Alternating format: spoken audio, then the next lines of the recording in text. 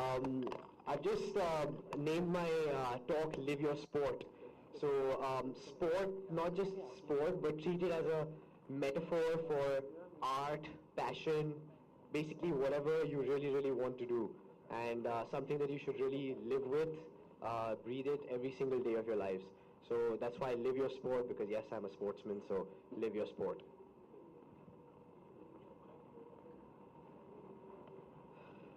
Okay, Martin Luther King said, "You don't have to see the whole staircase, just take the first step." Now I'm going to tell you a small story to kind of illustrate that quote a little bit. I was finishing up with school, and like a lot of you, had big decisions to make in life. Most of my friends, either wanted to be engineers, some wanted to be lovely investment bankers making a lot of money, and some wanted to throw themselves into their family businesses. These were and still are kind of the traditional and safe career choices to be made. I, on the other hand, was some sort of an anomaly, I think. I love sport ever since I can remember. I love squash ever since I started playing it since I was 8, and it had become an addiction of sorts, a good one at that, I might add. I was still an A grade student, top of my class. So there were things which I could still do other than sport and do pretty well at. So it was a tough decision. Now, of course, you know exactly what I ended up doing, thanks to the lovely introduction given before I came on. But the key lies in how I arrived at that decision, how I actually came to start playing squash professionally. It's not a very complicated process, to be honest. It was 3 simple questions that I asked myself. Number 1, does playing squash make me the happiest I can possibly be? Number 2, do I want to tread a path less traveled? In other words, do I want to be different and be remembered? And number 3, when I'm lying on my deathbed, hopefully not very soon, would I feel really bad about myself if I didn't play squash professionally? Now, the answer to all those 3 questions for me was an emphatic yes. I had no hesitation at all. And that's why I chose to take the leap of faith. I chose to play squash. I chose to back myself and risk everything instead of living a life of emptiness and regret. And I chose in the process to live my sport. Now, a lot of you here will have similar decisions to make in life. Just want to tell you that it's very hard to find something that you truly love, and equally very hard to find something that you're very good at.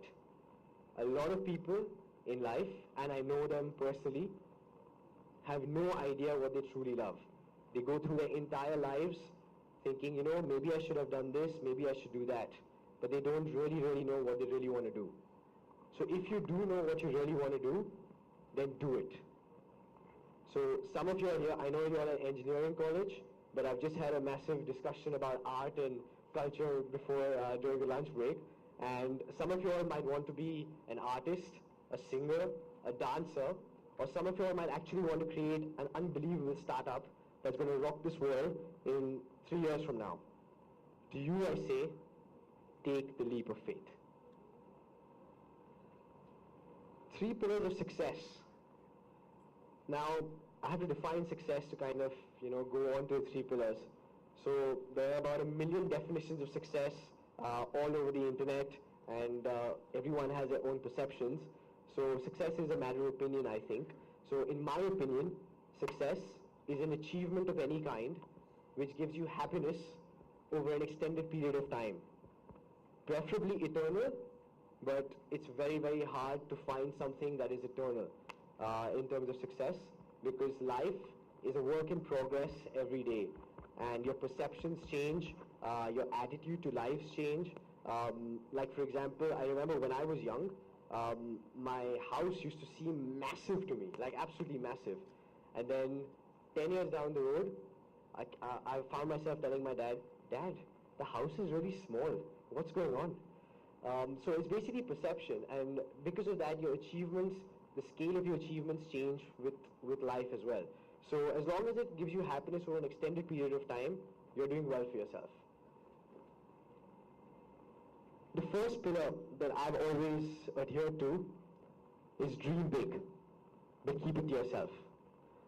Now, you've taken that leap of faith. You've decided to back yourself. Brilliant. I congratulate you. Well done. What are you going to do after that? First step, start dreaming. But please, dream big. I know so many people who, they're hardworking, talented, but they have a really, really small thought process. In the squash world, I know so many juniors who come up to me and, they're like, Saurav, what do I do? How do I get here? And how do I do this?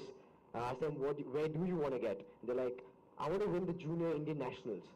And I'm like, that's it? Nothing else? I know so many brainiacs who want to make a great company, yet sell it off in 3 years' time for a few $1 million. I mean, you've given yourself the luxury to dream. Might as well think big. Might as well dream big. And that doesn't mean you have to kind of shout it out from the rooftops, because the reality of the world is that there are 1 million other people who want to pull you down. 1 million other people who are going to tell you that you cannot do it. Reinforce their belief. That's the operative word. Their belief that you cannot do it. Trust me, the only person who knows whether they can or they cannot do it is you. No one else. So for example, when I started out playing, no one expected me to be where I am today. No one. Like, no one had even made top 30 in the world from India in men. Right? But I believed that I could get there someday. I didn't know where I was going. I had some sort of idea as to how I was going to do it. But I believed in myself, and I believed in the people who were supporting me. And I said, right, I can do this. So keep it yourself, but believe it wholeheartedly. Now, a word of caution. Just because I'm saying, dream big, doesn't mean you go into fantasy land. So, for example, if you can't run 100 meters in under 13 seconds today, I seriously doubt you're going to be tearing down the straight in front of Usain Bolt in Rio in 2016. If you did, you seriously will have to be struck by a bolt of lightning in the next couple of years. The second one, believe, fight, and enjoy. Those are the 3 words I keep telling myself every time before I go onto court to play a match. Believe. I believe in myself. I believe that I'm going to win. I believe that even if I'm having the worst day ever on the squash court, I'm still going to find a way to win because I'm just good enough. Now you're going to say, Saurav, how do you know? How can you be so confident? I mean, there's so many good players out there. I know that because of the amount of work that I put in preparation for events. The hard work that I put in, it gives me the belief that even if I'm not playing that well, when push comes to shove, that hard work is going to make the difference between me winning and losing against someone else. And also, the other thing that makes a difference is the fact that I've kind of won a lot in the past. So it kind of becomes a habit. So there's this saying, success breeds success. It's so true. Because, think about it. If Roger Federer is 2-love down against the world number 100 in the Australian Open, you could probably bet on him to kind of come back and win 3-2. But would you bet on the world number 100 doing it like vice versa? Highly doubt it. Why does that happen? I mean, obviously Federer is one of the legends of the game, but he's won so many times that he almost doesn't know how to lose. So he knows that I've done this before, and that thing goes on in his head. And he knows that it's somewhere deep down that he's so good that he's going to find a way. Another small story, personal thing, which kind of illustrates that point. In the introduction again, he said, I was the first Indian to win the British under-19s and become world junior number 1. I still am the only Indian. I remember the day of the night before the final, the Indian national coach, this was in Sheffield in England, he came to my room.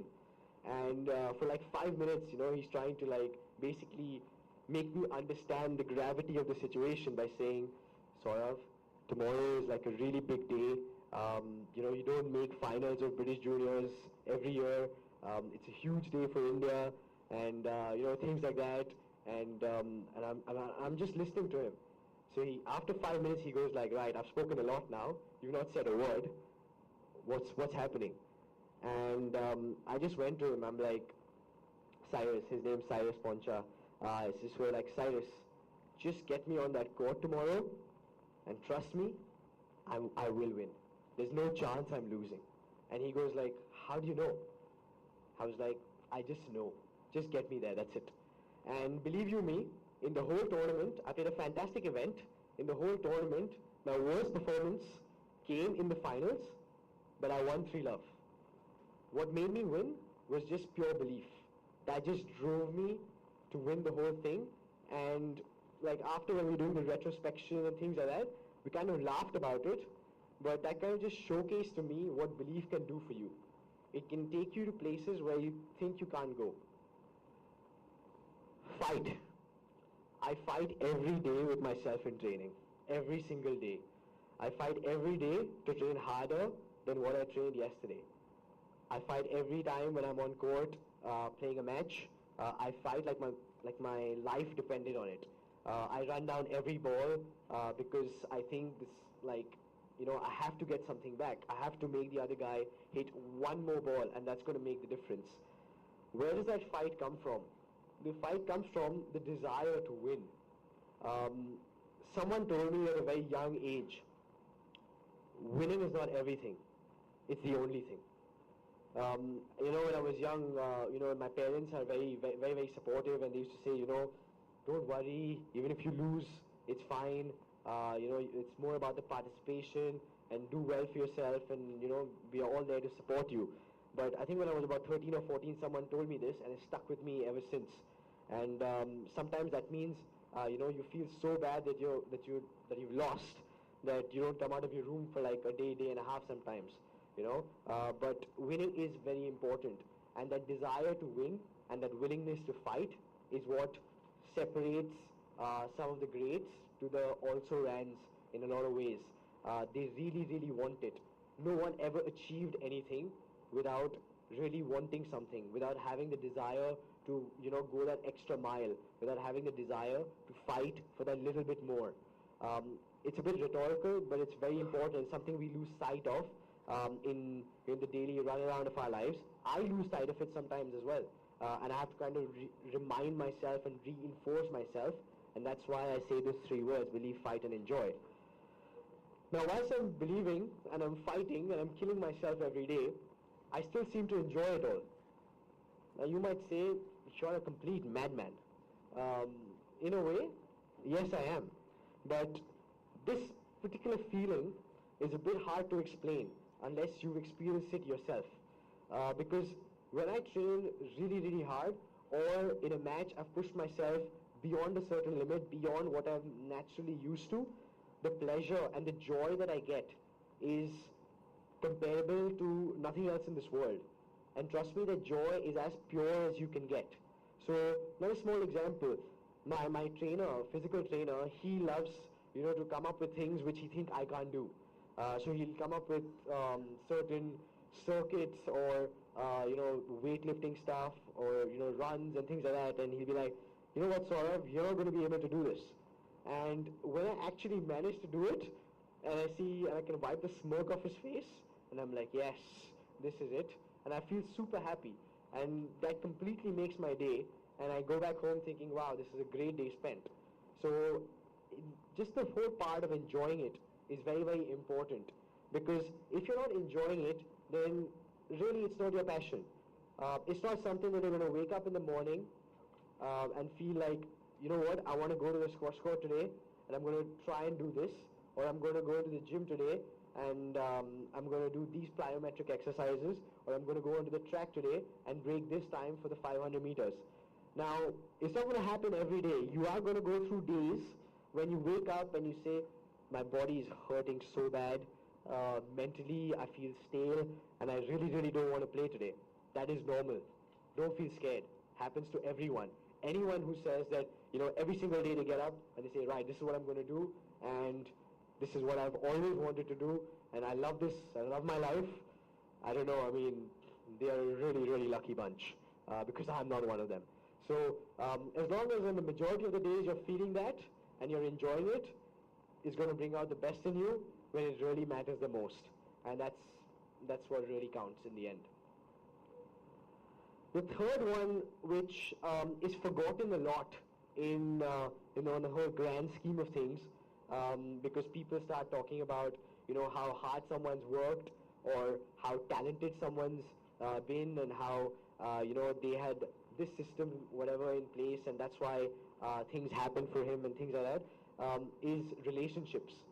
Now, this is a very interesting concept, because getting to the top in any form, in any field, sport or business, or making an invention or things like that, it's very hard and a very lonely road to get there.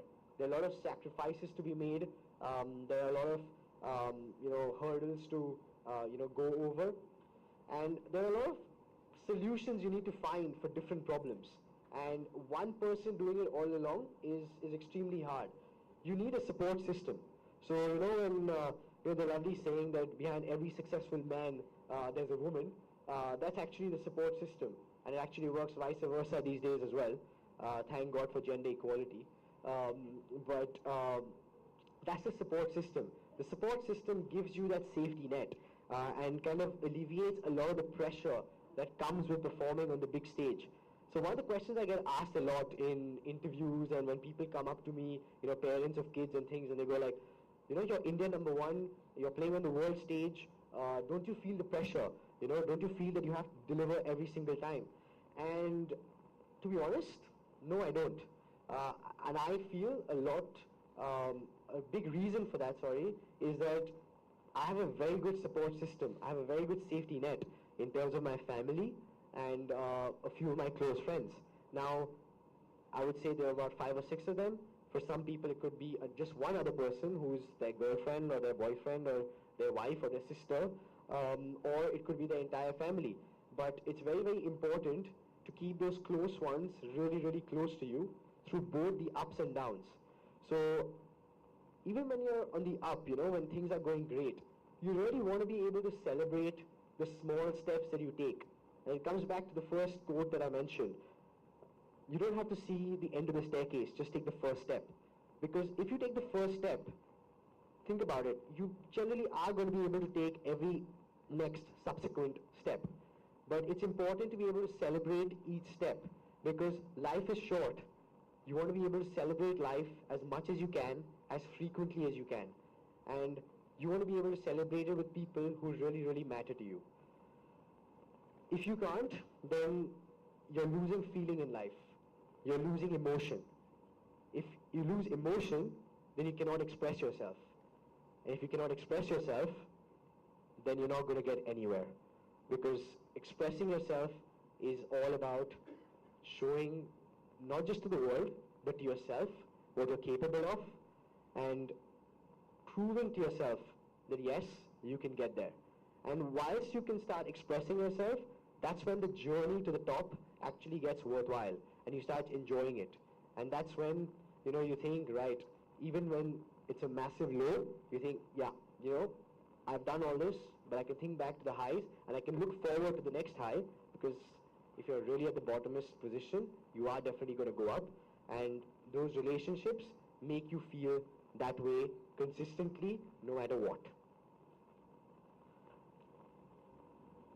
Just to finish, I'm just going to say there are a couple of people, a few people, through the history of time who've done a lot of good in this world, and they've left an indelible mark through what they've achieved on us all.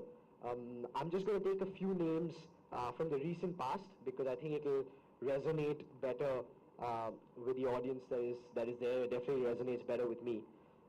First up, Steve Jobs pulled Apple out of bankruptcy in '99 and built the most valuable company in the entire world in less than 10 years. That's incredible. Second, Muhammad Ali, arguably the greatest sportsman to have lived ever. Now, he obviously achieved unbelievable things on the, inside the ring as well, but I think he transcended sport because of what he did off the ring, and his whole persona and things like that. And it kind of comes back to the whole confidence bit. I don't know if you all know this, but Ali, before every fight, he used to be like, I'm going to kill this guy. I'm going to beat him. And he actually didn't know whether he was going to win. But he kept doing that because he just felt that if he kept doing that, then a lot more people would come to watch him, and thereby, get more ticket sales and he earned more money. But also because that just gave him that inherent confidence that, even when he was getting pummeled at, that he was going to win. And lastly, Michael Jackson, very, very controversial figure, but have to say he changed the music industry. Made the first video ever, music video ever, with Thriller, which is still one of the best videos ever made. And to be fair, he was an industry to himself. Now, the idea of me giving you these names is not to just extol them for the heck of it. Of course, they're great inspiration. And what I want you to ask yourselves, every single one of you, is that would you like to be one of them? Would you like to do things on the same scale as them? And I really, really hope that everyone's answer over here is a big, big yes. And the good news is, you can. You actually can. But your reply to me is going to be, but these guys were pure genius. How do I know I'm pure genius? The answer to that is, you don't. But you never will until you find out for yourself. Because that genius lies somewhere deep inside you. Somewhere which you need to really, really look at. Life, you have to take some adventures to find out where that genius lies. At least even if you didn't, find that genius, you've at least tried, you've given it your best shot. A wise man once said, the secret to genius is carrying on the spirit of the child to old age. Basically, never curbing your enthusiasm. If you can manage to do that, more often than not, you're going to find something where you're pure genius at. And when you're pure genius in something, the power you can unleash and make something special out of is huge. So, dare to leap and dare to dream. Because one fine day when you wake up on your bed and you think, damn, I can't believe I did that. You'd much rather think that than thinking, oh my God, I wish I'd followed my gut and actually done that. Because that's just regret. And you don't want to live life with regret. Life is very fragile. We see so many people, young people dying of accidents, and some talented people dying of accidents. And it's very, very sad. So, and it kind of reinforces that you don't know whether you're going to be around tomorrow. So life is short. You have one shot at doing something massive. One shot at creating history one day. So yeah, thanks.